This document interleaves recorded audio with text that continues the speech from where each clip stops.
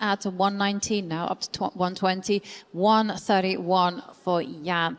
And, well, there is no opening of the A-line, and instead the bishop finally develops. Us conservatives would not have approved, right? Not very aggressive bishop to d2.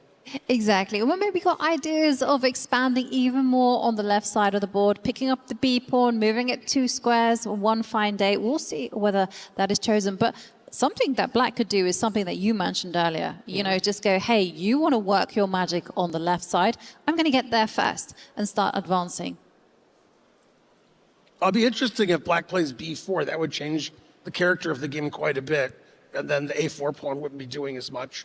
Then white would try to probably play a5, bishop a4, and improve. And b4 did happen. And Jan gives that a funny look. Like, that's interesting. I don't know if that's good, though. Well, it's interesting, exactly, because it's kind of asking white to change the nature of the game. You don't really want to be picking up your c-pawn and moving it 1 square forward, because that concedes a huge hole in the middle. So you need to keep that tension there. But once you add that tension to the position, it makes calculation that extra bit complicated, as we see Jan make a very quick decision. Just advance the a-pawn, and I was advocating for keeping the tension between the pawns, but Denis said, no, let me grab the space. Let's force that bishop back. But in fact, I say force that bishop back. You can take the pawn. And yes, the d-pawn is falling. But I got to say, I don't approve of the structure that black has on the left. Yeah, I was just going to say black has 2 isolated pawns on c7 and a6. Black got rid of white's d-pawn. Black has the open b file with rook b8. But those 2 isolated pawns might give white the advantage later. But trading pieces isn't bad, especially trading off the white-squared bishops. This sort of gets rid of white's attack with the knife on f5. And so that engine still says it's about equal. Those trades were fair. Looks like Jan gave the seal of approval. He went, that's okay. And now black wants to trade queens because the knight on f5 is so strong. White doesn't want to trade queens. And eventually, over the next 10, 15 moves, Jan is hoping he can put pressure on the isolated a6 and c7 pawns. Yeah, that's an in-game approach, right? But we're in the middle game now, and so white needs to start just positioning the pieces. That's why the rook comes and takes the open line. Rooks belong on open lines. And again, decision time for Denis.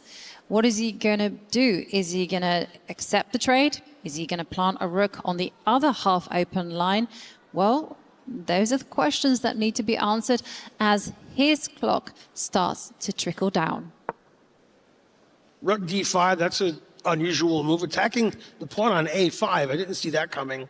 And if white defends it with something like b4, then black can double rooks on the d file. So Jan just took the knight, or took the rook, I'm sorry, getting rid of the pressure on the a5 pawn. Now the knight is very well placed on d5. Doesn't want to give his bishop away. Plays bishop c1, which unblocks his rook on e1, putting pressure on the black queen on the open e file.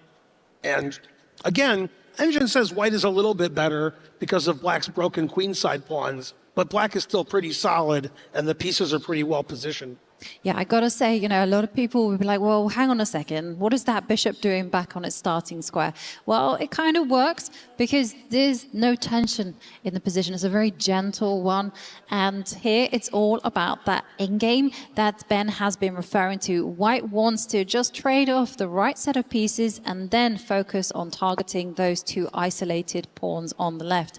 And in the meantime, Denis wants to improve his pieces. But one thing I see is that grandmasters don't like to be pinned. And it is possible for the white rook to slide over 1 square and set up a pin. Yeah, the rook on e1 is pinning everything on d1, e1. The bishop on c1, which you were alluding to earlier, is not only putting pressure on h6, so black can't play g6, kicking the knight out. It's also defending the backward b2 pawn on the half-open file. And I like when bishops are on f1 and c1. It seems counterintuitive, but they don't block the other pieces. The bishop on c1 isn't blocking the white rook, which can go to d1 or e1 and put pressure on those half-open files. So again, These are the kinds of positions in a classical game which are very slow maneuvering. It's not clear what to do. Players take a lot of time. You can't really do that in a 10-minute game. You got to just play quickly, and that can lead to some mistakes. Both players are playing really well right now. They're playing so well that they're playing the move you suggested, rook to d1. So you know they're playing well. It was a really subtle move, and Jan did play it. I was also tempted to kind of flick the queen the other direction, just because I'm a hack at heart.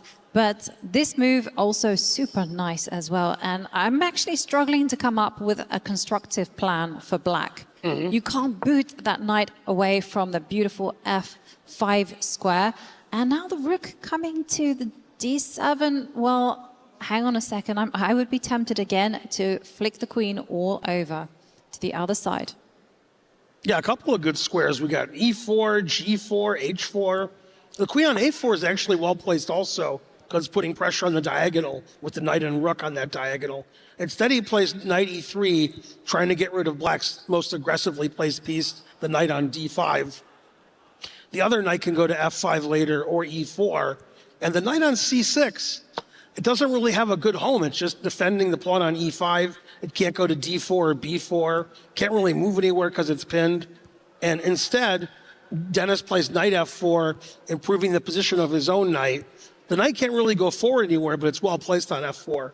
It is extremely well placed on f4, but it is just one horse, and one horse does not fell a kingdom. So we're seeing queens, rooks traded, the queen comes there, and I think it's going to be your plan all the way.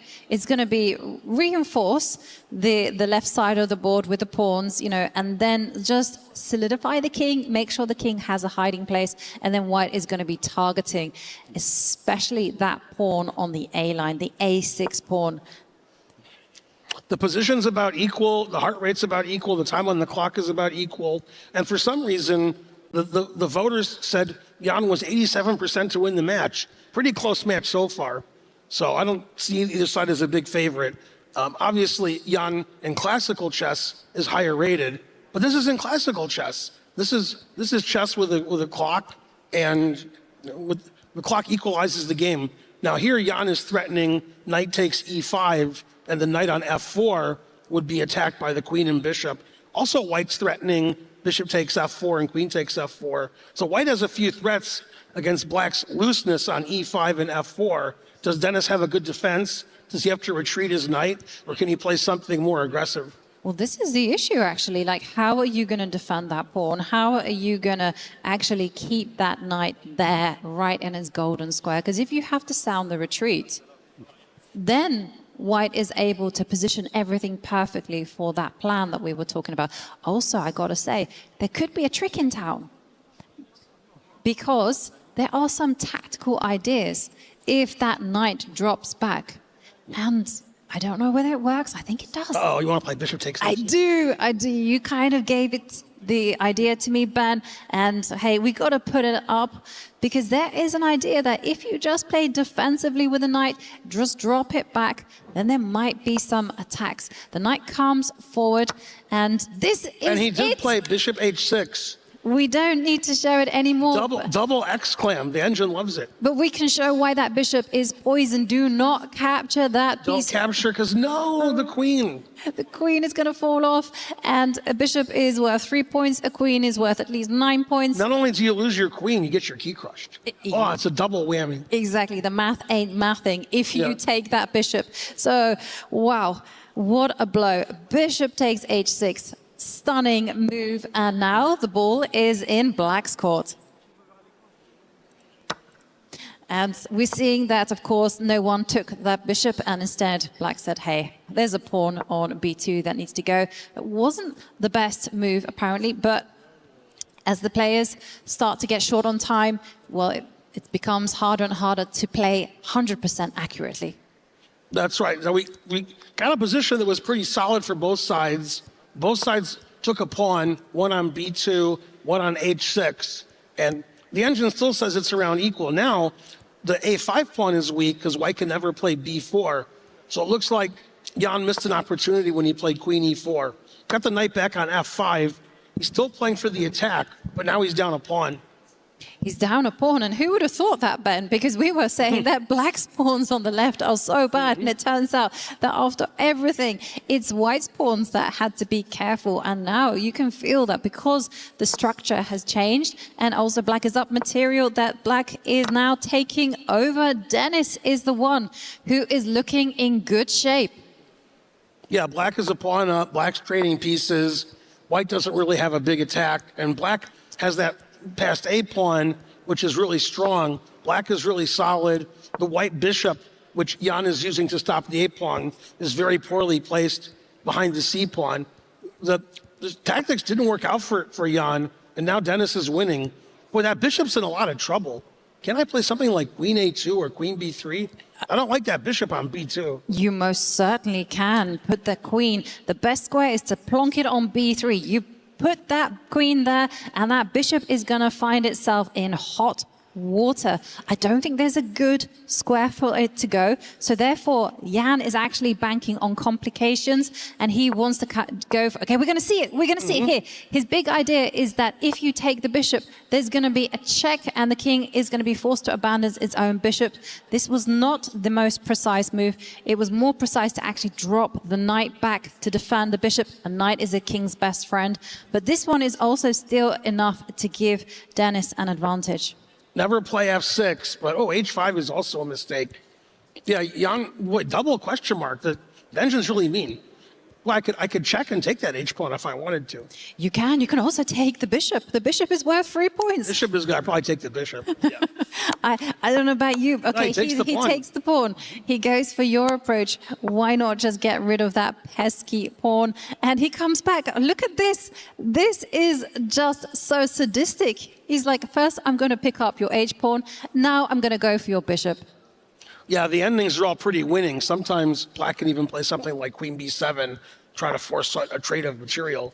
Wow, Jan keeps wanting to sacrifice his bishop. Eventually, black's going to take that.